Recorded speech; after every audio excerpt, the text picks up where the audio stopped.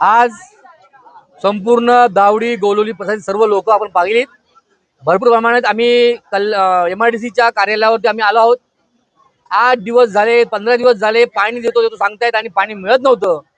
आज आम्हाला त्यांनी असं आश्वासन दिलेलं आहे की उद्यापासून आम्ही जो दावडीचा इथं प्रेशरचा पॉईंट आहे तो प्रेशर पॉईंट वाढणार आहोत आणि जे गोलोलीच्या इथे जो पाईपलाईन जॉईन करायची जॉईन करून आम्ही शुक्रवारपर्यंत 22 तारखेपर्यंत आम्ही सर्व 22 तारखेनंतर MIDCच्या सर्व अधिकारी सांगितलं की आम्ही 22 तारखेनंतर दावडी आणि गोलोलीत पुरेशा प्रमाणात पाणी येणार. आम्ही त्यांना परत असं सांगितलं की जर 22 तारखेनंतर तुम्हाला जे करायचे ते करा, आम्हाला पाणी आल्याशी मतलब आहे.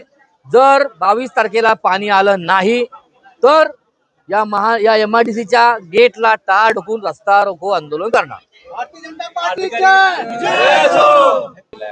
22 तारखेपर्यंत पाणी येणार. 22ला जॉईनिंग करून 22 तारखेला आम्ही जॉईन करून देणार. आता उद्यापासून काम चालू होणार. 22-23 पासून पाणी चालू होणार.